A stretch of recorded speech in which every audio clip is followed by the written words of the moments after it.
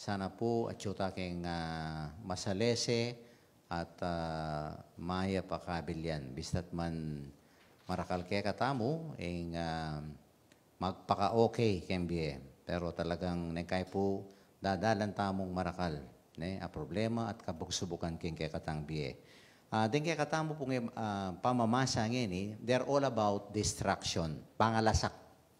Tamo pamaburi tang ating malalasak. Po. Pero nanay pupunto da rin that everything will come to an end. No? The fall of Babylon in the first reading at ini pong destruction of the city of Jerusalem. Mga lasakya at kaya ni po at inyang description ng Ginoo, kaya kayang prediction ng nanong makanano yung malasak ining syudad na ini. Uli nga napin kaya ni, may kiramdam yung syudad na iti. At makanya mo naman yung sasabihan na ng Ginoo na rengga-naganang bansa, mga gulula, malito. At ini po, kaya kakita na kayong mabilog ayato yan. I think na po niyata ating pong masika na, ayun, kentaklak. Naman na may esperta mo kaya naging Pampanga. I think it's 5.7, no? Earthquake, kaya ni po king sibing tamong probinsya. O yan yung malalyari ng kaya, no? Disaster, calamity, crisis, no? Parti na po ni kakatang biye, king kakatang pamaglakbe kaya king yato ngayon. Talagang ni kay malasak, ni kay po o ini itang the fall, itang bala mo mibat-bat tamo, po, misakab tamo, no? We will fall, no? Something like that, no?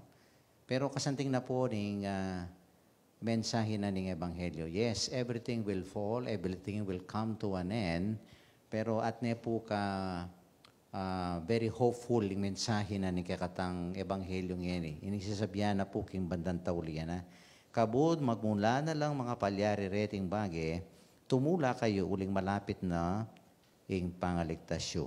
Ini pong Kapampangan translation na tamo quite ang nuances na niya na. Kaya pong English, kasantingan na, stand up, raise your heads, because your redemption is near. Itang potang misakab ka, o ita po, itang talakad ka, stand up, At kay ba't, iangat me, no? Raise your head. Iangat me, kaya kang buntok, at uling malapit na ang pangaligtasyo. Palagi ko po ining sasabihan na ng Ginoo, kakita mo na ini. Kaya katang Pilipino, lalong-lalo na po ka rin Kapampangan. And nano po ining bagay ngayon. At o ining kailangan tamo in times of despair, hopelessness. Itang bala mo may lasak nga ning gana-gana. Everything is destroyed. Nang kay gawa mo nga ning gana-gana. Binild up mo nga ning gana-gana. Potang kay malasak mo. Nang kay masira mo. Nano, ing masanting tanggawan. Nano yung sasabihan na ning Ginoo ngayon. This is all about, ini po nga mano ngayon, yan tandaanan tamo kay misa ngayon. Resiliency. Ini po. What is the concept and the dynamics of this resiliency? Ini po, nakay built-in niya ka rin Pilipino. Lalong-lalo na kakatang Kapampangan. It is really the capacity where people, they have that ability to recover. The ability to bounce back. Pag may natapa, bumangon. Bounce back, recovering, from, for example, a particular crisis. I think po ining sunod-sunod na bagyo. Ikita mo ka rin Pilipino. Talagang medapaya. Misa kabya po yung bansa tamo, karening miyayaluang bagyo. Pero lawen mula rin Pilipino. Bangon. And that is resiliency. Yung determinasyon na talagang iangat de pamurin ang karelang biye. Bistat man masakit. Pero maging maligwayan, uli mo munang dili, yung kakatang kasalpantayanan king Ginoo. At lalong-lalo na, yan, the spirit of synodality. Nung abe-abe, may papanyaw, agad tamo pong mibangon. Our ability to bounce back, resiliency, maging masikanya po tang abe-abe, saup-saup, mi papanantabi. O ta sabi kayo din na itamong kapampangan at intamong resiliency. Well, I think the Pinatubo experience, my God, this is a blockbuster experience. Katunayan, dadeng kapampangan. Because they thought, it's the end of Pampanga. Balo tamongan yan. Devastated, everything really was destroyed. Pero look at Pampanga now. Nga po, agad tang may bangon. Siguro agad, pero tunggal dita. May bangon tamo. Uli na ning mumuna, kasalpantayanan tamo king Ginoo, at lalong-lalo na katamong saup-saup. Resiliency comes out during times of crisis. It is really a ganaganang crisis keng biyeta mo, problema kapag subukan. These are all tests of resiliency. Do you have that ability or capacity to recover, to bounce back? At ining sasabihan na ng Ginoo, have faith in me. Ana potang kabud, magmula na nga yan, o itapin, stand up. And that is resiliency. Raise your head because your redemption is at hand. Pamagbangon. Sana po kenta mo misaup-saup.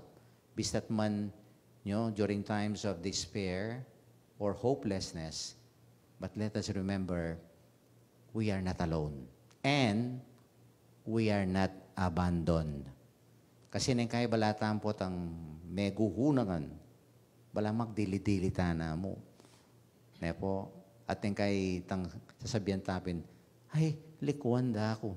Ala na akong kasawap. No. O ini po yung Ginoo. At yung pala, king leleta mo. Uling tumula kayo, ana. At so ay, stand up, talakad ka.